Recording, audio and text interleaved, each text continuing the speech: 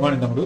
మళ్ళా మనం కలిసి ఒకరొకరు చూసి సంతోషించడానికి దేవుడు మంచి అవకాశం ఇచ్చినందుకు దేవునికి వందనాలు. ఈరోజు స్పెషల్గా ఎందుకు ఈ టాక్ తీసుకోవాలనుకున్నానంటే, తర్వాత ఎగ్జామ్స్ హడవల్లో ఉంటారు కొంతమంది ఇంటికి వెళ్ళిపోతారు కదా, హాలిడేస్ లేకపోతే. అయితే కొంచెం ముందుగానే ఈ టాక్ తీసుకుంటే మన పిల్లలకు ఉపయోగపడుతుందని ఆలోచించి ప్రార్థన చేసుకుని తీసుకున్న నిర్ణయం అన్నమాట. నిజంగా ఒక పండు ముసలాయన ఉన్నాడు, బాగా ఓల్డ్ ఏజ్, ఒక యంగ్ కాలేజ్ స్టూడెంట్ ఉన్నాడు. వీళ్ళిద్దరిలో ఎవరు కోరుకుంటారు ఎక్కువగా? ఎవరైనా సరే యంగ్ మ్యాన్ కోరుకుంటారు, అవునా? యంగ్ మ్యాన్ కి జాబ్ ఇస్తారు. ఇప్పుడు వీళ్ళిద్దరిలో ఎవరు ఇతరులకు లాభం చేయగలరు ఎక్కువగా, ఇతరులకి సహాయపడగలరు ఎక్కువ విషయంలో? యంగ్ మ్యానే సహాయపడదు. ఇతరులకు నష్టం చేయడంలో కూడా యంగ్ మ్యాన్, అవునా కదా? సో అందుకనే భారతదేశానికి క్రీమ్ ఎవరంటే యూత్ అన్నమాట. భారతదేశానికి క్రీమ్ ఎవరంటే యూత్ లేదా students, cream of the society అంటారు అన్నమాట. అయితే ఈ దశ అంటే 13 years నుంచి ఇంచుమించుగా 24, 25 ఈ ఏజ్ ఎంత లాభమో అంత ప్రమాదం. ఎంత లాభం అంటే ఈ ఏజ్ లో ఏదైనా సాధించాలని కసి ఉంటుంది.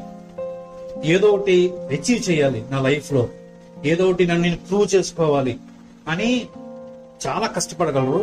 ఈ ఏజ్ లో ఉండే మెమరీ పవర్, ఈ ఏజ్ లో మైండ్ పనిచేయడం చాలా యాక్టివ్ గా చురుగ్గా ఉంటారు.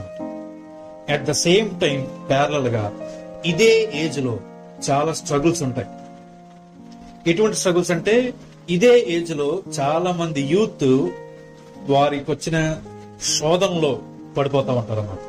ఇదే ఏజ్ లో వాళ్ళకి బలం ఉంటుంది, తెలివి ఉంటుంది, జ్ఞానం ఉంటుంది, అన్ని తెలుస్తాయి.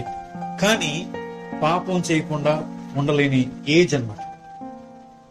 వాళ్ళ శరీరం మీద వాళ్ళకి కంట్రోల్ ఉండదు, వాళ్ళ మనసు మీద వాళ్ళకి కంట్రోల్ ఉండదు. ఇదే ఏజ్. సో ఇదే ఏజ్ ఎంత బలం, ఎంత శక్తి ఉంటుందో ఇదే ఏజ్ లో అంతే బలహీనంగా కూడా ఉంటుంది, అంతే బలహీనంగా కూడా ఉంటుంది. సరే తమ్ముడు. సో ఈ రోజు మనం దాని గురించి నేర్చుకోబోతా ఉన్నాం. చిన్న ప్రార్థన చేసుకుని మన వాక్యంలోకి వెళ్దాం. ప్రేమగల తండ్రి, మీకు వందనాలైనా దేవా, మీ వాక్యం ద్వారాగా మాతో మాట్లాడండి.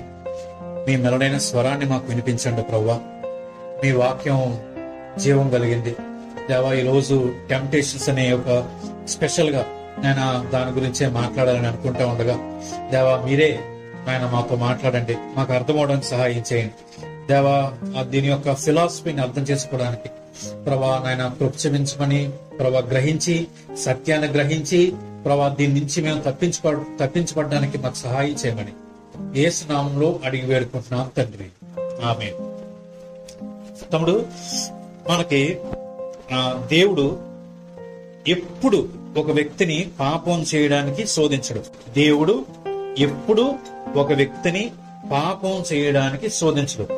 పాపపు ఆలోచనలు దేవుడు ఎప్పుడు ఎవ్వరి మనసులోనే పెట్టరు.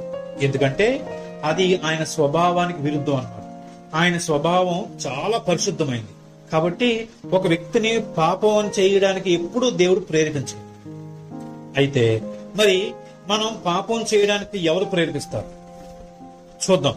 దానికంటే ముందు అసలు టెంప్టేషన్ లేదా శోధన అనే మాటకు అర్థం ఏంటంటే, ఉదాహరణకి ఎవరైనా చిన్న పిల్లోడు లేకపోతే మన ఫ్రెండ్స్ ఎవరైనా మంచి ఐస్ క్రీమ్, దానిపైన కలర్ఫుల్ క్రీమ్, దానిపైన చెంకీలు లేకపోతే దానిపైన షుగర్ బాల్స్ ఇవన్నీ వేస్తున్నప్పుడు తింటా ఉంటే మనకి ఎలా ఉంటుంది? మౌత్ వాటరింగ్ అవుతుంటది కదా, నోరు ఊరిపోతుంది, అవునా కదా? సో అది కూడా ఒక రకంగా టెంప్టేషన్. కానీ నేను మాట్లాడే టెంప్టేషన్ ఏంటంటే, ఏదైతే మన అంతరంగంలో ఉన్న పుల్ ఉంటది, మన హృదయంలో ఉండే పుల్ ఉంటది, ఎటువైపు పుల్ చేస్తుందంటే మనల్ని పాపం వైపు నడిపించే ఆలోచనని టెంప్టేషన్ అంటున్నాను. దాని గురించి ఈ రోజు మనం మాట్లాడుకోబోతాం.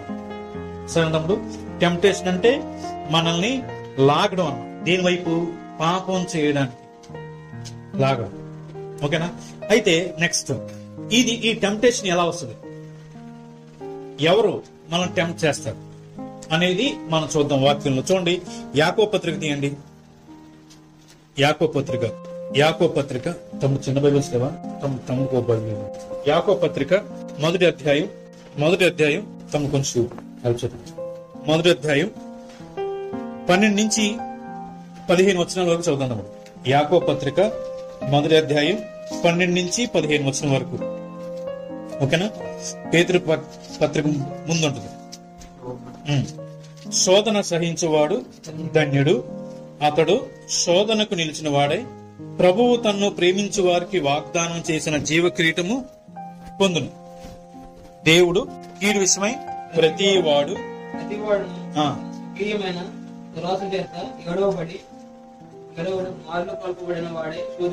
చాలుదాం అవుదాం. ఇక్కడ ఎవరు మనల్ని టెంప్ట్ చేస్తారు అంటే, చాలా సార్లు ఏమనుకుంటారంటే, సాతాను మనల్ని టెంప్ట్ చేస్తారండి, ఈ లోకం మనల్ని టెంప్ట్ చేస్తుందండి, మనల్ని పాపంలోకి లాగేస్తుందని అని అంటారు. కానీ దేవుడు ఏం చెప్తారు తెలుసా? దేవుడు ఆలోచన ఏంటంటే, అరే బాబు, నిన్ను పాపం చేయడానికి ప్రేరేపించే ఆ సోర్సు సాతాను కాదు, ఆ సోర్సు లోకం కాదు, ఇవే అంటాడు. నీలోనే ఉంది ఆ సోర్స్ అంటాడు. ఓకేనా? నీలోనే ఉంది ఆ సోర్స్ అంటాడు. చూడండి, మళ్ళీ చదువుతుంది, కొంచెం విడిచి అంటే దాన్ని ముక్కలు చేసి చదువుతాం. చూడండి, ప్రతి వాడును తన స్వకీయమైన అంటే సొంతమైన దురాశ చేత ఏడవబడి మరులు కొలపబడిన వాడై శోధింపబడును. తమ్ముడు గుర్తుపెట్టుకోండి, మనం టెంప్ట్ చేయబడుతున్నాం కదా, టెంప్ట్ చేసి పాపం చేస్తున్నాం కదా, అది ఒక్క క్షణంలో జరిగేది కాదు. తమ్ముడు, ఈ మాట మనం అర్థం చేసుకోవాలి. It is not an event, it is a process. ఇది ఒక ప్రాసెస్ గుండా వెళ్తుంది అనమాట, ప్రాసెస్ గుండా వెళ్తుంది. ఓకేనా? చాలా జాగ్రత్తగా వినండి. ఇప్పుడు ఒకవేళ నిజంగా మనం దేవుని బిడ్డలమైతే మనలో నూతన స్వభావాన్ని దేవుడు ఇస్తాడు. తిరిగి జన్మించడం అనే విషయం ఒకసారి చెప్పుకున్నాం. నూతన స్వభావాన్ని దేవుడు ఇస్తాడు. అయితే పాత స్వభావం కూడా ఉంటుంది మనలో, అదేం పోదు. ఇప్పుడు చాలా జాగ్రత్తగా, ఈ పాత స్వభావం ఎప్పటికప్పుడు మనలో చెడ్డ ఆలోచనని, చెడ్డ కోరికల్ని ఎప్పటికప్పుడు పుట్టిస్తుంది అనమాట. మీకు అర్థమవడం కోసం ఈ చిన్న బొమ్మని మీకు చూపిస్తాను. ఎలా అంటే, ఈ చిన్న బొమ్మ ఏంటంటే ఇది చూడండి, ఇది గుర్తుందా మీకు? అర్థమవుతుంది? ఇది బావి. పూర్వకాలం బావులు ఎలా ఉండే? అవునా? పైన వీల్ ఉండేది, ఆ వీలుకి ఒక పక్క బాల్చీ కట్టు ఉండేది, ఇంకో పక్క ఇలా లాగుతా ఉంటే ఆ వీలు తిరుగుతా ఉంటే బాల్చీ పైకి వస్తా ఉంటది కదా. అవునా కదా? అవునా? ఇప్పుడు చాలా జాగ్రత్తగా అంటే, ఇప్పుడు ఈ నుయ్యి మన పాప స్వభావం అనుకోండి. ఓకేనా? ఇది మన పాప స్వభావం అనుకోండి. ఎప్పుడు ఊరుతానే ఉంటది. పాపపు కోరికలు, పాపపు ఇష్టాలు, దురాశలు, ఆలోచనలు, ఇవన్నీ ఈ నూతిలో నీళ్లు ఊరినట్టుగా ఇవన్నీ ఊరుతానే ఉంటాయి. అయితే ఛేదించుకోవడం మన చేతుల్లో ఉంది. బాల్చి వేసి ఇలా లాగితేనే కదా బయటకు వచ్చేవి. అంతవరకు ఊరతాయి కానీ బయటికి రావు. అందుకనే తన స్వకీయమైన దురాశల చేత తమ్ముడు గుర్తుపెట్టుకోండి, మనలో ఉన్న పాప స్వభావం చచ్చిపోయేంత వరకు మనతోనే ఉంటది. అది ఎప్పుడు మనలో చెడ్డ కోరికలను రేకెత్తిస్తా ఉంటది, దురాశలను రేకెత్తిస్తా ఉంటది, ఆలోచనలు రేకెత్తిస్తానే ఉంటది. ఓకే తమ్ముడు? ఆలోచన రేకెత్తిస్తానే ఉంటది. అది మనలో ఉంది. ఆ సోర్స్, మనం టెంప్ట్ చేయబడడానికి సోర్స్ మనలోనే ఉంది అనేది ఫస్ట్ మనం గమనించాలి. ఓకే తమ్ముడు? అయితే చాలా జాగ్రత్తగానే, ఇప్పుడు సాతాను ఏం చేస్తాడు? సాతాను ఏం చేస్తాడంటే, ఉదాహరణకి మీకు ఇంకో పిక్చర్ చూపిస్తాను. సరే వదిలేదు, ఇంకో పిక్చర్ చూపిస్తాను. ఇది చూడండి, ఇదేంటిది? మీకు ఎలా కనిపిస్తుంది? మరి నేను ఏదో ఓర్పు అలా గీశాను. ఎలా కనిపిస్తుంది అప్పుడు? అవునా? గేలం కదా. ఇప్పుడు చూడండి, ఇది చేప, చాప, చేప, వాటర్, హుక్ ఉంటుంది దీనికి.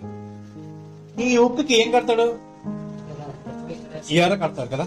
పెద్ద చేపను పెట్టాలనుకో చిన్న చేపను ఏరేస్తాడమ్మా. చిన్న చేపను పెట్టాలనుకో ఒక పురుగునో, లేకపోతే వానపామునో, చిన్న చిన్న పాములను, వామ్స్నో, ఎర్త వామ్స్నో ఏదో ఒకటి కడతాడమ్మా. అయితే చేపకు మాత్రం హుక్కు కనబడదు. చేపకి హుక్కు, చేపకి ఏం కనబడదు? హుక్కు కనబడదు. ఓకే తమ్ముడు, ఇప్పుడు చాలా జాగ్రత్తగా ఉన్నాయి. ఇప్పుడు ఈ వేస్తాడు ఇట్లా వేయగానే ఆ నీటి ప్రవాహానికి లోపల అది ఊగుతా ఉంటది, ఇట్లా ఊగుతా ఉంటది. ఇప్పుడు చేప అటువైపు వెళ్తున్న చేప చూస్తుంది కదా. చేప చూడగానే ఏం చేస్తుంది? అది బ్రతుకుంది, నాకు తినే ఆహారం అని గుర్తించి వెంటనే ఏం చేస్తుంది? ఇలా వచ్చి పట్టుకుంటుంది అన్నమాట. పట్టుకోగానే ఈ ఎర వెనకాల ఉండే ఉక్కు ఏం చేస్తుంది? తన నొసలకి ఇలా గుచ్చుకుంటుంది.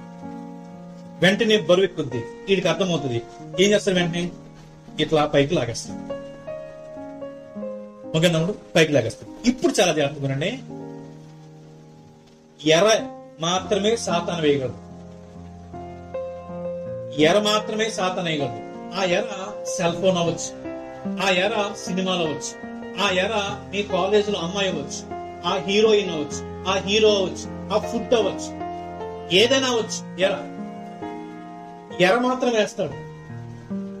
అయితే ఇప్పుడు ఆ ఎర చూసినప్పుడు ఆల్రెడీ నీలో పాప స్వభావం ఉంటది కదా. వెంటనే దురాశ అనేది ఒక నీరు ఊరుతా ఉంటది అన్నమాట.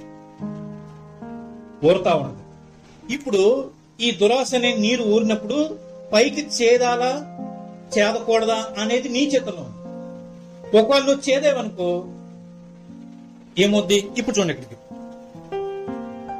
15 వచనం మళ్ళా 14 చదువుతుంది చూడండి. తన స్వకీయమైన దురాశ చేత ఏడవబడి మరులు కొల్పబడిన వాడే శోధింపబడును.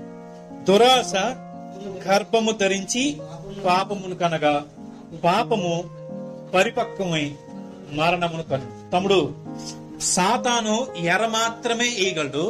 కానీ ఆ ఎరను చూసినప్పుడు నీలో వచ్చిన దురాశకి నీ ఇష్టం యాడైందనుకో, నీలో వచ్చిన దురాశకి నీ ఇష్టం యాడైందనుకో, రిజల్ట్ పాపం అన్నమాట. దురాశ అందరికీ వస్తుంది. ఎంత పెద్ద క్రైస్తవుడైనా, ఎన్ని సంవత్సరాలు సేవ చేసినా, దేవుడితో స్వయంగా మాట్లాడే అనుభవం ఉన్నా సరే ఖచ్చితంగా అతను అంతరంగంలో ఉండే పాప స్వభావం దురాశను రేకెత్తిస్తుంది. కానీ అది చెయ్యాలా చేయకూడదా అనేది మన చేతిలో ఉంది. మన చేతిలో ఉంది. ఓకే తమ్ముడు, ఆ వాటర్ పైకి తీయాలా తీయకూడదా అనేది మన చేతిలో. రోడ్డు మీద వెళ్తా ఉన్నప్పుడు రోజులు మారిపోయింది. మనం జెంట్స్, వాళ్ళ లేడీస్, వాళ్ళకు ఉండే టెంప్టేషన్ వాళ్ళకు ఉంటది, మనకు ఉండే శోధన మనకు ఉంటది. అవునా? మనం కళ్ళు మూసుకుని నడవలేక ఈ రోడ్డు మీద, అవునా కదా? రహస్యంగా పైకి కనపడకూడని విషయాలన్నీ ఇప్పుడు సాతాను ఏం చేశాడంటే వాల్ పోస్ట్ పెట్టడం. 4 గోడల మధ్య ఉండాల్సిందంతా వాల్ పోస్ట్ తీసుకొచ్చి పెట్టాడు అన్నమాట. వాల్ పోస్ట్ తీసుకొచ్చి. సో సహజంగానే మనం రోడ్డు మీద వెళ్తా ఉన్నప్పుడు అటు ఇటు చూడకుండా ఉన్నాం, చూస్తున్నప్పుడు ఒక పిక్చర్ మనకు కనిపిస్తుంది అనమాట. కనపడిన వెంటనే ఏం చేస్తున్నప్పుడు నీరు ఊరుతుంది అనమాట. దురాశ అని నీరు ఊరుతుంది. లేకపోతే పాపం స్వభావంలోంచి కోరిక అనే పాపం కోరిక నీరు ఊరుతుంది అన్నమాట. ఊరుతా ఉన్నప్పుడు ఇప్పుడు ఛేదించుకోవడం అంటే ఏం తెలుసా? మళ్ళా ఇంకోసారి చూడాలనిపిస్తున్నప్పుడు చూసావనుకో చేదినట్టే. నువ్వేం క్రియ చేయవసరం లేదు. దేవుడు అన్నాడు, ఒక స్త్రీని మోహపు చూపుతో చూస్తే ఆమెతో వ్యభిచారం చేసినట్లే అన్నాడు. సో చాయిస్ మన దగ్గర ఉంది తమ్ముడు. మన చేత మన దగ్గర ఉంది. మనం పైకి తోడేమనుకోండి, దురాశ గర్భము ధరించి టైం పడుతుంది కదా పాపానికంట. సో మనం పాపంలో పడ్డామంటే వెంటనే జరగదు, ఒక ప్రాసెస్ గుండా అవుతుంది అనమాట. ఫస్ట్ చూడడమో వినడమో తాకడమో జరుగుద్ది. జరిగిన వెంటనే మనలో ఆ పాప స్వభావం నుంచి, ఆ నూతులోంచి నీరు ఊరడం స్టార్ట్ అవుతుంది. మనం ఆలోచిస్తా ఉంటాం, లింగర్ అవుతా ఉంటాం, అదే ఆలోచనలు మనసులో పెట్టుకుంటా ఉంటాం. చేదాలా వద్దా, చేదాలా వద్దా, మళ్ళా ఈ లోపు ఇంకోటి కనిపిస్తుంది, ఇంకొంచెం బలం పెరుగుద్ది అనమాట దానికి. ఇప్పుడు మనం ఏం చేస్తామంటే బ్రేక్ అయిపోతాం. బ్రేక్ అయిపోయి బకెట్లు నీళ్ళు చేస్తా ఉంటాం. ఓకే నమ్ముడు, చాలా జాగ్రత్తగానండి. ఒకసారి ఒక మాంక్స్ ఉంటారు కదా, బుద్ధిస్ట్ మాంక్స్ ఉంటారు కదా, ఒకరోజు టిబెట్ ఆ ప్రాంతంలో అక్కడ జల ప్రవాహం ఉంది. ఒక ఫారినర్ చూడడానికి వచ్చిందన్నమాట. చూడడానికి వస్తే వీళ్ళు స్నానం చేస్తారు. మాంక్స్ ఇద్దరు, గురువు గారు శిష్యుడు స్నానం చేస్తుంటే ఆ అమ్మాయి ఇక్కడి నుంచి అక్కడ దాటాలి. ఓకేనా, పాపం దాటలేకపోతుంది. అప్పుడు ఈ పెద్ద మాంక్ ఏం చేశారంటే, ఇట్లా అమ్మ నేను హెల్ప్ చేస్తాను అని ఇలా ఎత్తుకుని, అమాంతంగా అమ్మాయిని ఇట్లా ఎత్తుకుని స్లోగా నడుచుకుంటూ వెళ్ళి అక్కడ దించాడు. అసలు వాస్తవానికి వాళ్ళు ముట్టుకోకూడదు, వాళ్ళ రూల్ అది. అయితే ఇతను ఏం చేశాడంటే ఈ ప్రాసెస్ అంతా మనోడు చూస్తున్నమాట. చిన్న మామ ఏంటి ఆ అమ్మాయిని అమాంతంగా ఇలా పట్టేసుకున్నాడు ఏంటి, అలా పట్టుకోకూడదు కదా, ఆ అమ్మాయి యవనస్తురాలు ఎలా పట్టుకోగలిగాడు, అసలు అవన్నీ ఎట్లా తాగగలిగాడు అని ఆలోచిస్తా ఉన్నాడంట. సరే ఇంటికి వెళ్ళిపోయిన తర్వాత ప్రశాంతంగా పెద్ద పడుకున్నాడు. చిన్న ఆయన నిద్ర పట్టట్లేదు. వెంటనే గబగబా లేచి ఆయన రూమ్కి వెళ్ళి దబా తలుపు పదిరాడు. తలుపు అమాంతం అంటే కంగారుగా వచ్చి తలుపించాడు. ఆయన ఏం జరిగింది అంటే, నాకేం నచ్చదు గురుగారు. ఏమైందిరా, లోపల తీసుకెళ్ళి కూర్చోబెట్టాడు. ఏమైంది, ఏం జరిగింది, నాకేం నచ్చలేదండి. ఏం జరిగింది, మీరు అమ్మాయిని పట్టుకున్నారు కదండి, మీరు అమ్మాయిని ఎందుకు పట్టుకున్నారు అంటే, అప్పుడు ఆ పెద్ద అన్నాడంట, ఒరే నేను ఆ అమ్మాయిని అక్కడే వదిలేసా, నువ్వే పట్టుకున్నావు. ఇంకా అర్థమైందమ్ముడు, ఆ అమ్మాయిని నేను అక్కడే వదిలేసా, నువ్వే పట్టుకున్నావు ఇక్కడ అంటే అర్థం ఏంటి, మనం చూసే దాని మీద మన ఆలోచన పెడతాం అన్నాం. మన ఆలోచనలు పెట్టే కొలదు దానికి బలం పెరుగుతుంది. దాని గురించి ఆలోచించే కొలదు, దాని గురించి మాట్లాడే కొలదు ఇంకా దానికి బలం పెరుగుతుంది అన్నమాట. బలం పెరుగుతుంది. సో మనం ఏం చేయాలంటే, చెడు ఆలోచన రాకుండా మానదు ఎవరికైనా సరే. మనం ఏం చేయాలంటే దాని నుంచి వెంటనే మైండ్ ని డైవర్ట్ చేయాలి. ఎరవేస్తాడు, లాగేది మాత్రం మన దురాశే. అంటే దురాశ దాని ముందే ఉంటుంది చూడు, దురాశ చేత ఏడవబడి మరులు కలపడం అంటే ఆల్రెడీ చెప్పాను కదా, మా బాబు ఉన్నాడు, వాడు ఫ్రూట్స్ తింటాం, వాడి చేత కోకోనట్ వాటర్ తాగించాలనుకోండి, ఎన్ని చెప్పాలో సాయంత్రం బయట తీసుకెళ్తా, ఈ గ్లాస్ వాటర్ తాగితే నీకు ఐస్ క్రీమ్ ఇప్పిస్తా అన్న ఉంటుంది. తాగుతానమాట అంటే మభ్య పెట్టడం, మరులు కలపడం. ఇప్పుడు చాలా జాగ్రత్తగానే ఈ లోకంలో సాతాను వేసే ఎలా ఉంటదంటే సంతోషంగా అనిపిస్తుంది అన్నమాట. అది అనుభవిస్తా ఉన్నప్పుడు చాలా థ్రిల్ గా ఉంటది, ఆనందంగా ఉంటది. ఓహో, ఇంత థ్రిల్, ఇంత ఆనందం మనకి ఎక్కడ దొరకట్లేదే. అసలు నా శరీరంలో నరనరాలన్నీ జివ్వుమలు అవుతా ఉన్నాయి, నా శరీరంలో సెల్స్ అన్ని రేగుతా ఉన్నాయి. ఈ థ్రిల్నెస్, ఈ ప్లెజర్ నాకు ఎక్కడ దొరకట్లేదు, చాలా హాయిగా ఉంది, సంతోషంగా ఉంది, రిలాక్స్ గా ఉంది అని చూపిస్తుంది. మరులు కలుపుతుంది. దాన్ని మరులు కలపడం అంటే హుక్కుని కనబడనివ్వకుండా పైన ఎలాగైతే కదులుతా ఉంటుందో, బ్రతుకున్నట్టుగా, ఇదే సంతోషం అన్నట్టుగా, మనకు కావాల్సిన దొరికింది అన్నట్టుగా ఎలాగైతే కనబడుతుందో, సాతానుగాడు అలాంటి ఎరనేస్తాడు. వాడేమి లాగడు, గుర్తుపెట్టుకోండి. లాగేదేంటి, మన దురాశే. దురాశ చేత ఏడవబడి మరులు కలుపబడతాం. గుర్తుపెట్టుకోండి, టెంప్ట్ చేయబడుతున్నప్పుడు దేవుణ్ణి మర్చిపోయేలాగా చేస్తుంది మన దురాశ. ఆయన వాక్యం మర్చిపోతాం, పోయిన ఆదివారం చెప్పిన వాక్యం మర్చిపోతాం, ఆల్రెడీ మనం డిసిషన్ తీసుకుంటాం ఇలా ఉండకూడదురా అని, ఆ డెసిషన్ మర్చిపోతాం, అన్ని మర్చిపోయి చేస్తుంది మన దురాశ. కాబట్టి తమ్ముడు, ఒకసారి నీకు ఆలోచన వస్తే ఆ ప్లేస్ లోంచి వెళ్ళిపో. ఒకసారి నీకు ఆలోచన ఫోన్ నుంచి వచ్చింది అనుకో, ఫోన్ పక్కన పెట్టేసి స్విచ్ ఆఫ్ చేసే వెళ్ళిపో. అక్కడి నుంచి వెళ్ళిపో, అసలు నలుగురు మధ్యలోకి వెళ్ళిపో, లేకపోతే బయటకు వచ్చే, లేకపోతే కాసేపు పాటలు పాడుకో.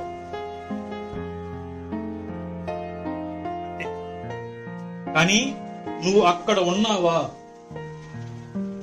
దురాశ చేత ఏడవబడతావు. ఏడవబడ్డం తెలుసు కదా తమ్ముడు. స్కూల్కి వెళ్ళకపోతే చిన్నపిల్లలు ఎలా ఈడ్చుకుని వెళ్తారు? ఇంకా వేరే మార్గం ఉండదు అనమాట. ఏడవబడి ఇప్పుడు ఈ దురాశ గర్భం ధరించి పాపానికి అంటుంది. మన దురాశ మన చిత్తంతో కలిస్తే పుట్టే బిడ్డ ఎవరంటే పాపం. పాపం పెరిగింది అనుకోండి, మనకేమొస్తుందంటే మరణాన్ని. ఓకే తమ్ముడు. అయితే ఒకటి మనం చాలా జాగ్రత్తగా ఉన్నాం ఏంటంటే, ఒకసారి మొదటి యోహాను తీయండి. మొదటి యోహాను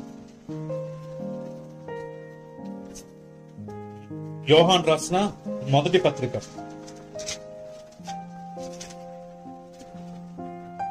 యోహాను రాసిన మొదటి పత్రిక 8వ అధ్యాయం 8వ వచనం చూడండి. మొదటి పత్రిక 1వ అధ్యాయం 8-9 వచనాలు చదువుతానే. 8-9 వచనాలు. మనము పాపము లేని వారమని చెప్పుకుని ఎడల మనం మనమే మోసపుచ్చుకుందాము.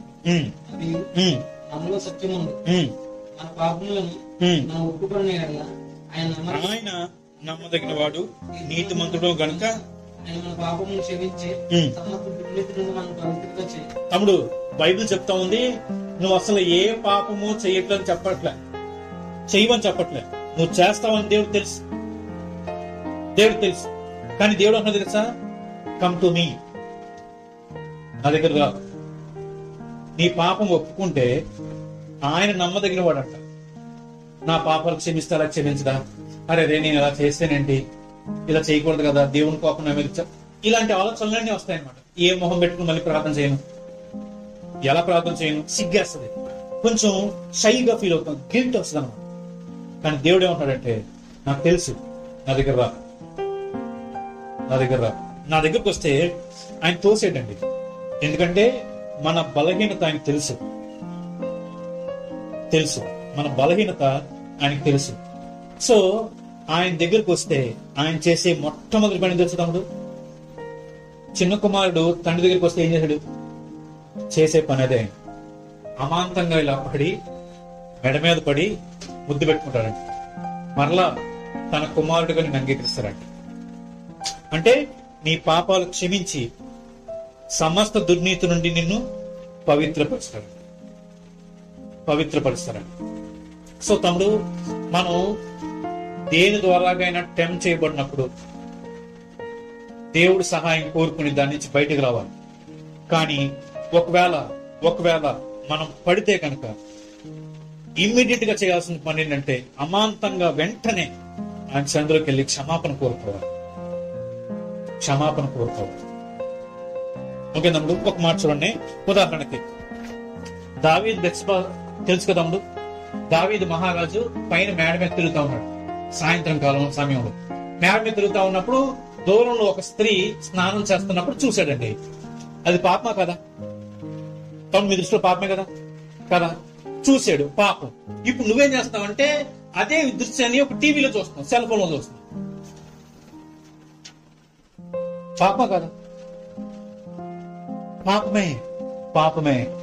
So pornography is dangerous sin, ప్రమాదకరమైన పాపం. Pornography is a very dangerous sin అన్నమాట. ఎలాగో చెప్పమంటారా? నేను చెప్పట్లేదు అన్నమాట. దేవుని వాక్యం చూడండి, ఒకసారి మీకు చూపిస్తాను. 1 కొరింథీ పత్రిక తీయండి,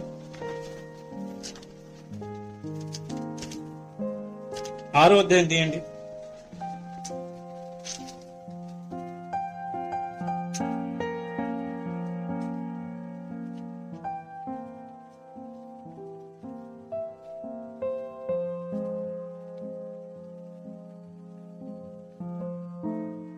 ఆరో అధ్యాయం 14వ వచనం నుంచి నేను చదువుతాను చూడండి. చాలా జాగ్రత్తగానే స్లోగా చదువుతాను. దేవుడు ప్రభువును లేపును, మనల్ని కూడా తన శక్తి వలన లేపును. 15వ వచనం, మీ దేహములు క్రీస్తునకు అవయములై ఉన్నారని మీరు ఎరుగరా? నేను క్రీస్తు యొక్క అవయములను తీసుకుని వేశ్య యొక్క అవయములుగా చేయుదునా? అదెంత మాత్రము తగదు. వేశ్యతో కలిసిన వాడు దానితో ఏకదేహమై ఉన్నాడని మీరు ఎరుగరా? వారిద్దరూ ఏక శరీరమై ఉందురు అని మోషే చెప్తున్నాడు కదా. అంటే తమ్ముడు, మ్యారేజ్ చేసినప్పుడు సాధారణంగా ఏమంటారంటే, బైబిల్ చెప్తుందండి, మీరిద్దరైనా ఏక శరీరులు, మీరు ఒకరే అని బైబిల్ చూస్తున్నారు.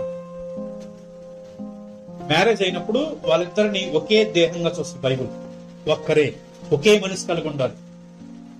ఇప్పుడు దేవుడు ఏం చెప్తున్నాడంటే, మీరు ఇలా సెల్ ఫోన్ పెట్టి చూస్తున్నారే, ఒక వేశ్య సంబంధించిన పనులన్నీ చూస్తున్నారు కదా, చూస్తున్నప్పుడు దాని అర్థం ఏంటంటే మీరు దాంతో కలిసిపోతా ఉన్నారు. మీ లోపల దేవుణ్ణి పెట్టుకుని మీ కళ్ళతో వ్యభిచార పనులు ఎలా చూడగలరు? మీ లోపల దేవుని పెట్టుకుని మీ చేతులతో ఈ పాపాన్ని ఎలా చేయగలరు? మీ లోపల దేవుని పెట్టుకుని దేవుని స్వరూపంలో చేయబడిన ఒక స్త్రీని మీ అవసరం తీర్చుకునే ఒక వస్తువుగా ఎలా చూడగలరు? ఓకేనా? సో అడల్టరస్ లేకపోతే వ్యభిచారం లేకపోతే పోర్నోగ్రఫీ మోస్ట్ డేంజరస్. ఇంకో చెప్తాను ఎందుకు దీని గురించి స్ట్రెస్ చేస్తా ఉన్నానంటే, సాధారణంగా విద్యార్థి లోకంలో ఎదుర్కొనే స్ట్రగుల్ ఇదే. ఫ్రెండ్స్ ద్వారాగానో అలవాటు అవుద్ది, టీవీ సినిమాలు చూస్తుండో ద్వారాగానో అలవాటు అవుద్ది, చదివిన పేపర్ని బట్టో చిత్రాలను బట్టో అలవాటు అవుద్ది. ఏదో రకంగా ఎంటర్ అవుతారు, మానేద్దాం అనుకుంటారు కానీ మానలేదు. ఎగ్జిట్ గేట్ ఉంటుంది దీనికి, ఎంట్రన్స్ గేటే ఉంటుంది అనమాట, ఎగ్జిట్ గేట్ ఉండదు. మరలా చెప్తాను, కొంచెం లోపలికి వెళ్ళి ఒక మాట చెప్తానే. ఇప్పుడు పోర్నోగ్రఫీ చూస్తున్నప్పుడు మీ దేహంలో వచ్చే మార్పులు మీకు తెలుసు, గుర్తుపెట్టుకోండి. అది అలవాటు అయిందంటే రేపొద్దున మ్యారేజ్ అయిన తర్వాత you are become very weak. Practical గా మీరు చేయాల్సి వస్తున్నప్పుడు సరదాగా సంతోషంగా గడపాల్సిన అది పవిత్రమైంది. అక్కడ ఎలా తయారవుతారు సార్? ఇక్కడ అలవాటు అయిపోయిన వాళ్ళకి అక్కడ వీక్ అయిపోతారు. డాక్టర్స్ అడిగితే చెప్తారు. ఎంత అవమానకరంగా ఉంటది, ఎంత అవమానకరంగా ఉంటది. కానీ ఇది తెలియక చాలా మంది ఇదే నాకు తెలిసిన ఒక పెద్ద ఉన్నారు అన్నమాట. పెద్ద ఉంటే ఆయన ఏమన్నాడంటే, అసలు నేను నా స్టామినా ఏంటో చూసుకోవడానికి వెళ్ళానండి, తాడేపల్లి కూడా వెళ్ళానండి, వేసులు దగ్గర. ఎంత బుద్ధిహీనమైన పని తెలిసేది, ఎంత బుద్ధిహీనమైన పని. కాబట్టి తమ్ముడు, ఈ విషయంలో మనం జాగ్రత్తగా ఉండకపోతే తప్పకుండా మన లైఫే కాదు, మన మ్యారేజ్ లైఫ్ కూడా స్ట్రగుల్స్ లో పడుతుంది. కాబట్టి దేవుడు చెప్తా ఉన్నాడు, ఈ విషయాలు జాగ్రత్తగా ఉండాలి. 3 వచనాలు మీకు చూపిస్తున్నాడు. 3 వచనాలు ఇర్మియా గ్రంథం అందులో చూద్దాం, ఇందులో లేదు. ఇర్మియా గ్రంథం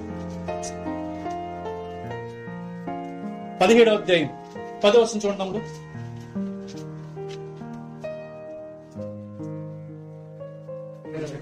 17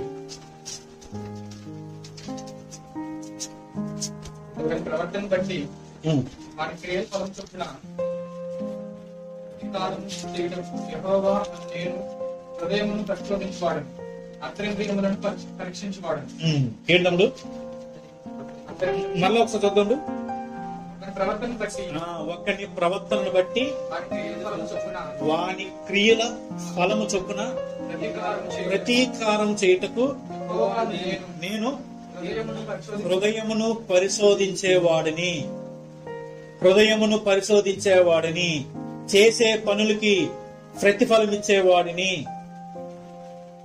తమ్ముడు, మరి మనం చేస్తున్న ఈ పనికి ప్రతిఫలం వస్తుంది తప్పకుండా. అది చాలా నష్టానికి తీసుకెళ్తాను.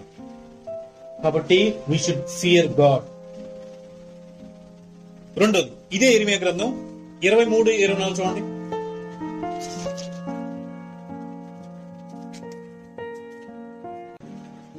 యెహోవా సెలవిచ్చిన మాట ఏదనగా, వారు కనబడకుండా రహస్య స్థలములో తాగగల వాడు ఎవరైనను కాడా, నేను భూమి ఆకాశముల యందచ్చ ఉన్నవాడు కాదా, ఇదే యెహోవా కలకంటిని అని చెప్పి. చాలు. ఇక్కడ ఏముంది తమ్ముడు? నాకు తెలియకుండా మీరేమైనా చేయగలరా? నాకు తెలియకుండా మీరేమైనా చేయగలరా? సో తమ్ముడు, ఎవ్వరికి తెలియకుండా మనం ఈ విషయంలో ఎంజాయ్ చేస్తాం అనుకుంటున్నామో కానీ దేవుడు చూస్తున్నాడు. ఇది ఎలా ఉంటుంది తెలుసా తమ్ముడు? ఎలా ఉంటుందంటే, ఉదాహరణకి నువ్వు టీవీలో పిచ్చి బూత్ బొమ్మ చూస్తున్నప్పుడు సడన్ గా మీ అమ్మగారు మీ నాన్నగారు తలుపు తీసారనుకోండి, ఇట్లా ఎలా ఉంటది? ఎలా ఉంటుంది మనకి? సేమ్ అదే అన్నమాట. నువ్వు అన్ని ఎవరు లేనప్పుడు సైలెంట్ గా చేస్తున్నావు కదా, కానీ పరలోకం చూస్తా ఉంది. ఏం చేస్తున్నావు? పరలోకం గమనిస్తున్నాను అన్నమాట. మనకి ఎంత సైగా ఉండాలి. ఒక ఆయన ఇలా అన్నాడు, అది నిజమో కాదు తెలియదు కానీ ఇలా అన్నాడు. ఏమన్నాడంటే, దేవదూతలు నోరు మూసుకుంటాడు. ఎలా చేయగలుగుతున్నారు వీడు? ఎందుకంటే మనం మనతో పాటు ఉంటాడు కదా దేవుడు. దేవదూతలు మనకు సహాయంగా పెట్టారు కదా. నోరు మూసుకుని ఎలా చేయగలుగుతున్నాడు వీడు? దేవుడు చూస్తుండగా ఇలాంటి పనులు ఎలా చేయగలుగుతున్నాడు అని దేవదూతలు నోరు మూసుకుని భయపడతా ఉంటే, సాతాను దూతలంట పండగ చేసుకుంటాయి.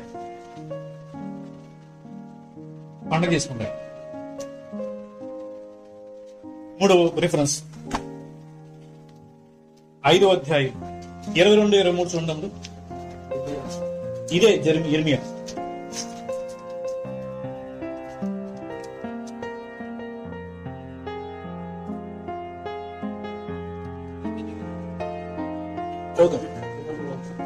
చదువు.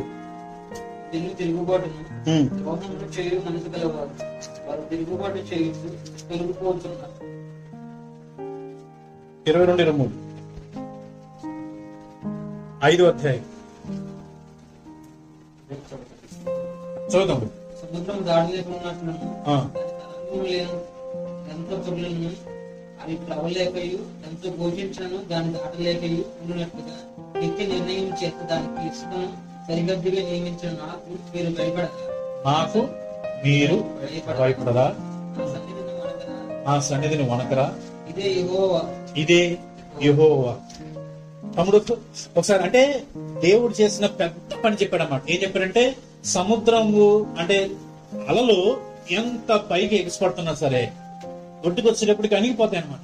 ఎందుకంటే ఇసుకను బట్టి. ఇసుక లేదనుకోండి అంత మునిగిపోతుంది.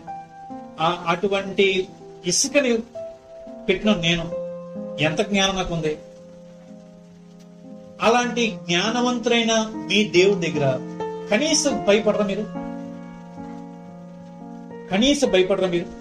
ఒక చిన్న మాట చెప్తాను. ఎంత వేడిగా ఉందాం ఇది? అవునా? చాలా వేడిగా ఉందా? ఎక్కడి నుంచి వస్తుంది వేడి? సూర్యుడి దగ్గర నుంచి వస్తుంది. సూర్యుడు దగ్గర నుంచి ఎన్ని వేల కిలోమీటర్లు ఉన్నాడు? చాలా వేల కిలోమీటర్ దూరం ఉన్నాడు కదా. సూర్యుడు బగబగా మండే అగ్నిగోళం కదా. ఇప్పుడు బగబగా మండే అగ్నిగోళం నుంచి వచ్చిన వేడి వెలుతురి కొన్ని వేల కిలోమీటర్ల దూరంలో ఉన్న మనం తట్టుకోలేకపోతాం. కానీ అదే సూర్యుడిని కేవలం నోటి మాటతోనే చేయగలిగాడంటే ఆయనకి ఇంకెంత శక్తి ఉండాలి? ఆయన మాట ఇంకెంత గొప్పదై ఉండాలి? అలాంటిది నాకు భయపడరా అంటాను. అయితే అన్నా మరి నాకు తెలుసన్నా బయటకు రావాలని నాకు చాలా ఆశ ఉంది. ఏడ్చాను చాలాసార్లు, ప్రార్థన చేసుకున్నాను చాలాసార్లు. నేను ఎందుకు రాలేకపోతాను? తమ్ముడు, నేను ఎప్పుడు చెప్తాను, మరలా చెప్తాను, 2 ఉంటాయి. ఒకటి, నువ్వు చేయాల్సిన పని చేయాలి. తర్వాత దేవుడు సహాయాన్ని ఇస్తాడు. ఈ 2 కలిస్తేనే పరిశుద్ధత. నీ చిత్తం దేవుని చిత్తం కలిస్తేనే, నీ పని దేవుని పని కలిస్తేనే పరిశుద్ధత వస్తుంది. చాలా జాగ్రత్తగా వినండి. మీ ఇష్టాన్ని దాటి ఏమి చేయడైనా, మీరు కోఆపరేట్ చేయకపోతే, మీరు సహాయం చేయకపోతే ఆయన దాటి ఏమి చేయడు. ఎందుకంటే మానవునికి దేవుడు స్వేచ్ఛనిచ్చాడు, గౌరవించి దాన్ని తీసాడు. సో మీరు చేయాల్సిన పని ఏంటి? ఏదైతే మిమ్మల్ని పాపంలోకి నెట్టేస్తా ఉందో అక్కడికి వెళ్ళకూడదు. తెలుసు కదా, అది జ్ఞానం ఇచ్చాడు కదా. అది సెల్ ఫోన్ అవ్వచ్చు, వ్యక్తి అవ్వచ్చు, ఇంకోటి అవ్వచ్చు. తప్పించుకునే మార్గం మనకు తెలియాలి కదా. చూడండి ఒకసారి మొదటి తెస్సలోనికీ పత్రిక తీయండి.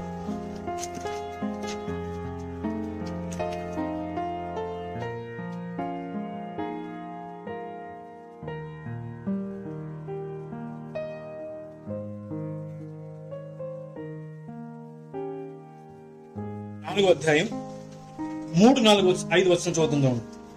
3, 4, 5 వచనాలు. 4వ అధ్యాయం 3, 4, 5 వచనాలు. సరేనా? మీరు పరిశుద్ధులగుటయే అనగా మీరు జారత్వమునకు, అది ఏదైనా పెట్టుకోండి అక్కడ. మీరు పూర్ణోగులు పెట్టుకుంటారా, మీ కాలేజీలో అమ్మాయి పెట్టుకుంటారా, ఒక హీరోయిన్ పెట్టుకుంటారా, వాల్ పోస్టర్ పెట్టుకుంటారా, మీకు ఏది స్ట్రగుల్ పెట్టుకోండి. దూరంగా ఉండుటయే దేవుని చిత్తం అని కిందేమో చూడండి. మీలో ప్రతి వాడును దేవుని ఎరుగని అన్యజనుల వలె కామాభిలాషి యందు కాక పరిశుద్ధత యందును ఘనత యందును తన శరీరమును, ఘటము అంటే శరీరమును ఎట్లు కాపాడుకొనవలెనో అది ఎరిగి ఉండటయే. అంటే నా శరీరం పాపంలో పడకుండా నేనేం చేయాలి అని ఎరిగి ఉండటయే దేవుని చిత్తమంట. దేవుడు పైనుంచి వచ్చి మీరు పోర్నోగ్రఫీ చర్చ్ సినిమా చూస్తున్నా ఇలా కళ్ళు మూయడు. ఆయన వచ్చి ఏం కళ్ళు మూయడు. అలా మూస్తే నీకు ఇచ్చిన స్వేచ్ఛని హరించినట్లే. అలా ఎప్పుడు చేయడు. ఇప్పుడు దేవుడు ఏమన్నాడంటే నీకు ఆ నాలెడ్జ్ ఉండడం నా చిత్తం. ఏ నాలెడ్జ్? ఏదైతే నేను పాపంలోకి అవుతుందో దాని నుంచి నేను బయటకు పడాలి, దాని నుంచి నేను తప్పించుకోవాలి అని తెలుసుకోవడం నాకు ఇష్టమయ్యా. తెలుసుకో అంటాడు, తెలుసుకో అంటాడు. ఓకేనా? సో ఒక చిన్న ఫన్నీ స్టోరీ ఉందన్నమాట. కాలేజ్ కుర్రాడు బాగా మందు తాగేవాడు. అయితే యేసుప్రభు నమ్ముకున్నాడు. యేసుప్రభు నమ్ముకున్న తర్వాత ఇప్పుడు తాగడానికి కొంచెం భయం వేసింది. ఇది వరకు భయం ఉండేది కాదు, కానీ ఎప్పుడైతే యేసుప్రభు నమ్ముకున్నారో హృదయం మారుతుంది కాబట్టి కొంచెం భయం వచ్చింది. తాగకూడదు కదా అనే ఆలోచన వచ్చింది అన్నమాట. అయితే ఏమనుకున్నానంటే సరే అటువైపుగా వెళ్తే ఆ వైన్ షాప్ కనిపిస్తుంది, మళ్ళీ రమ్మంటాడో నేను వెళ్ళిపోతాను, కొంచెం కష్టమైన దూరం నుంచి వెళ్దాం అనుకున్నాడు. రోజు పాపం నడుచుకుంటూ అలా చుట్టూ తిరిగేవాడు. ఒక రోజు అనుకున్నాడు, రిలాక్స్ అయిపోయాడన్నమాట. ఓన్లే ఇంక నేను జయించేసాను దాన్ని, ఆ మందును జయించేసాను, ఇంకా నన్ను అట్రాక్ట్ చేయలేదులే అనుకుని ఈ రోజు ఇలాగ వెళ్దాం వెళ్ళాను.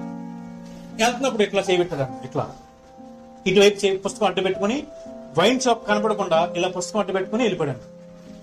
సాయంత్రం వస్తున్నప్పుడు ఇటువైపు పుస్తకం అడ్డు పెట్టుకున్నాడంట. వైన్ షాప్ దగ్గర వచ్చినప్పుడు ఇట్లా చూశాడంట. ఆ పైన ఉందన్నమాట, ఆగుము చల్లని బీరు తాగుము అన్నాడు.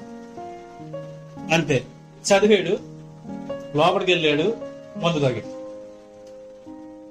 సో అర్థమేంటంటే ప్రతిరోజు అలర్ట్ గా ఉండాల్సింది, రిలాక్స్ అవడానికి లేదు. ఈ రోజు బాగా ప్రేయర్ చేసుకున్నాం కదా, రేపు పర్వాలేదురే అని రిలాక్స్ అయ్యారా? ఏదో ఒకసారి దెబ్బ పడవలసి. ఓకే తమ్ముడు, కొంచెం అర్థమైందా? సో మనలోనే ఉంది, మనం జాగ్రత్తగా ఉండాలి. అందుకని పౌలు గారు ఎన్నిసార్లు రాశారు, జాగ్రత్తగా ఉండండి, జాగరూకులుగా ఉండండి, ఎలా వెళ్ళాలో నేర్చుకోండి. ఎవరు నేర్పిస్తారంటే బైబిల్. ప్రతిరోజు బైబిల్ చదవండి, ప్రార్థన చేసుకోండి, దేవుడి మీద ఆధారపడండి. దేవుడు తప్పకుండా మనకు సహాయం చేస్తాడు. ఒక చిన్న వచనం చూపించి నేను ముగిస్తున్నాను. హెబ్రీయులకు రాసిన పత్రిక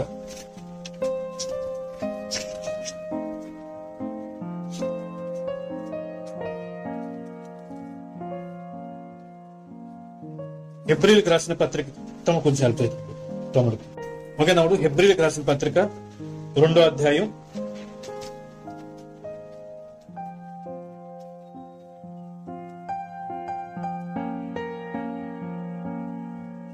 18 చూడండి. శోధింపబడి సంబంధులు కనుక శోధింపబడిన సాయం చేయ- చదువుతాం, మళ్ళీ చదువుతాడు. శోధింపబడి శ్రమబంధన కనుక శోధింపబడి శ్రమ పొందిన గనక శోధింపబడు వారికి వారికి సహాయం చేయగలవాడే వానికి సహాయం చేయగలవాడే ఉన్నాడు. తమ్ముడు, దీని అర్థం ఏంటంటే నీకొచ్చిన ప్రతి టెంప్టేషన్ యేసు ప్రభువుకి వచ్చింది. లిటరల్ గా అంటే ఆయనకి ఎందుకు వచ్చి ఉంటదన్న, నాకులాగా ఇలాంటి వాల్ పోస్టులు ఉంటాయి ఆయన దగ్గర, మనకులాంటి సెల్ ఫోన్ ఉందా, మనకులాంటి యూట్యూబ్ ఆ వీడియోస్ ఉంటాయి ఆయన దగ్గర, లేవు కదా. అంటే ఆయన టైంలో మీకు గుర్తుందో లేదో, ఆయన పుట్టిన తర్వాత ఆ ఊర్లో ఒక నీచమైన క్రూడైన ఒక రాజు అన్నాడు. యేసు ప్రభువుని చంపే ఉద్దేశంతో ఎవరు యేసు ప్రభువు తెలియక ఆ ఊర్లో పుట్టిన మగపిల్లలందరినీ చంపేశారు. ఇంకెవరుంటారు తమ్ముడు? యేసు ప్రభు తప్పించుకున్నారు, వాళ్ళ అమ్మ నాన్న తప్పించారు, వేరే ఊళ్ళు తీసుకెళ్లారు, మళ్ళా ఇక్కడ తీసుకొచ్చారు కదా. ఇప్పుడు యేసు ప్రభు పెరుగుతున్నప్పుడు ఆ ఊర్లో ఆయన ఏజ్ మగపిల్లలు ఎవరు లేరు, కానీ అమ్మాయిలు ఉన్నారు. టెంప్టేషన్ ద్వారా యేసు ప్రభు మాట్లాడిన మాటలకి యేసు ప్రభు ఎంత ఒబిడియంటో, ఎంత ఖచ్చితంగా ఉండేవాడు, ఇవన్నీ చూస్తున్నప్పుడు ఖచ్చితంగా అక్కడున్న ఆడవాళ్ళకి శోధన వచ్చుంటది, శోధించే ఉంటారు. మన వలె అన్ని విషయాల్లో ఆయన శోధించబడ్డాడంట, కానీ పాపం చేయలేదు. ఇప్పుడు ఎవరైతే శోధించబడుతున్నారో వాళ్ళకి సహాయం చేయగలిగేవాడయ్యాడు. సో నువ్వు వెళ్ళిన ప్రతి ఎక్స్పీరియన్స్ ఆయన తెలుసు, ఆయన అనుభవించాడు, కాబట్టి నీకు ఆయన సహాయం చేయగలడు. ప్రభా, దీన్ని నేను జయించలేకపోతున్నాను, ప్రభా నాకు హెల్ప్ చేయండి, నాకు సహాయం చేయండి. ఖచ్చితంగా ఆయన సహాయం చేస్తాడు, సహాయం చేస్తాడు. కాకపోతే ఊరిన ఆ దురాశల్ని మనం చేరుకోకుండా ఉండాలి. చేరుకోకుండా ఉండడానికి తప్పించుకోవాలి. అక్కడి నుంచి వెళ్ళిపోవడమో, బయటకు వచ్చేయడమో, ఎంత పనున్నా సరే ఒంటరిగా ఉన్నప్పుడు ఇంటర్నెట్ ఓపెన్ చేయొద్దు. అసలు ఎంత పనున్నా సరే ఒంటరిగా ఉన్నప్పుడు ఇంటర్నెట్ ఓపెన్ చేయొద్దు. నీకు నిజంగా కాలేజ్ వరకు ఇంపార్టెంట్ పని ఉందా, మీ ఫ్రెండ్ రూమ్ లోకి వెళ్ళు, లేకపోతే మీ ఫ్రెండ్ తెప్పించుకో ఇక్కడికి. కానీ నేను చేయగలను, నాకేం కాదు కానీ ఎంటర్ అయ్యామా అంతే, పడిపోతాం మనం. కాబట్టి తమ్ముడు, దేవుడు ఈరోజు మన ప్రేమించి మన క్షేమం కొరకు ఈ మాటలు తీసుకొచ్చడం. సో ఇది తీసుకుందాం, ఆలోచిద్దాం. మన లైఫ్ ఎక్కడెక్కడ పడిపోతుందో, ఎక్కడెక్కడ ఆయన బాధ కలిగిస్తున్నామో ఆలోచించేద్దాం. నిజంగా వీటన్నిటికీ లెక్కడుగుతాడు దేవుడు. అంత జ్ఞానం, అంత శక్తి, అంత తెలివి గల దేవునికి కనీసం భయం ఉండాలి. మన కాలేజీలో ఫ్యాకల్టీకి భయం ఉంటది, వాళ్ళందరికీ మించిన వాడు కదా, దేవునికి ఇంకెంత భయపడాలి. కనీసం గౌరవం ఇద్దాం, జయిద్దాం. రేపొద్దున మన లైఫ్, ఫ్యూచర్ లైఫ్ లో సంతోషంగా ఉండడానికి, ఆనందంగా ఉండడానికి గొప్ప అవకాశం. 2 మాటలు. ఒక తమ్ముడు అన్నాడు, అన్నా నాకు మ్యారేజ్ అయితే నా భార్యకి ఇచ్చే మొట్టమొదటి గిఫ్ట్ ఏంటంటే పవిత్రమైన దేహం. 2 మొట్టమొదటి. రెండోది ఏంటంటే చెప్తాను కదా తమ్ముడు, మనం అక్కడి నుంచి వెళ్ళిపోవాలి. ఇది ఒక్కటే సొల్యూషన్. తిమోతి, నీ యవనేచ్ఛల నుంచి నువ్వు పారిపో అన్నాడు. నీ యవనేచ్ఛల నుంచి నువ్వు పారిపో అన్నాడు పౌలు గారు. సో రనవే, అదొక్కటే మార్గం. మీ దేహం దేవుని ఆలయాలు కాబట్టి ఆ దేహంతో దేవుణ్ణి మహింపరచాలి. ఇందాక పాడుకున్న ఒక పాట, 2 చరణాలు పాడుకుని మనం ప్రార్థన చేసుకుని క్లోజ్ చేద్దాం. పరిశుద్ధ 194 విద్యార్థి గీతావళిలో 194.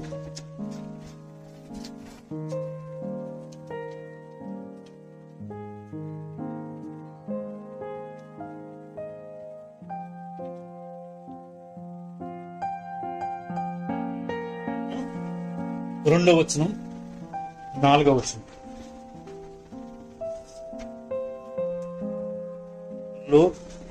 లోకాసలన్నీ కూడా లాగుచుండగా, లోనున్న కోరికలు పైకి లేవగా. లోకాసలన్నీ కూడా లాగుచుండగా, లోనున్న కోరికలు పైకి లేవగా. లోకాధికారి నాపై రేగుచుండగా, లోకాధికారి నాపై రేగుచుండగా. లోపంబు లేని రక్త శుద్ధి నాకిమ్మయ, లోపంబు లేని రక్త శుద్ధి నాకిమ్మయ. పరిశుద్ధముగా ఇలా జీవించేదా, పవిత్రపరచుకుందు నా దేవా. పరలోక తేజ యేసు రాజా, హోసన్నా స్తోత్రం హల్లెలూయా. 4వ వచనం. నా దేహమంతా నీ ఆలయముగా, నా హృదయమంతా నీ ప్రేమ నిండగా. నా హృదయమంతా నీ ఆలయముగా, నా హృదయమంతా నీ ప్రేమ నిండగా. నా మనసే నీదు సింహాసనముగా, నా మనసే నీదు సింహాసనముగా. పరిశుద్ధ యాగముగా నీకు లోబడేదా, పరిశుద్ధ యాగముగా నీకు లోబడేదా. పరిశుద్ధముగా ఇలా జీవించేదా, పవిత్రపరచుకుందు నా దేవా.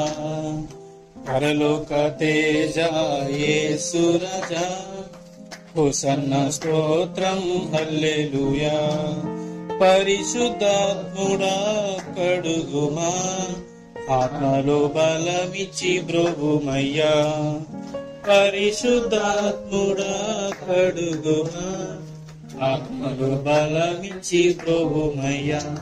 ప్రార్థన చేసుకుంటాం. చిన్న ప్రార్థన చేసుకుందాం. దయచేసి దేవుడు మాట్లాడిన మాటల్ని ఒక్కసారి జ్ఞాపకం చేసుకోండి. మనం పాపంలో పడడానికి 100% ఛాన్సెస్ ఉన్నాయి. పాపంలో పడడానికి ప్రధానమైన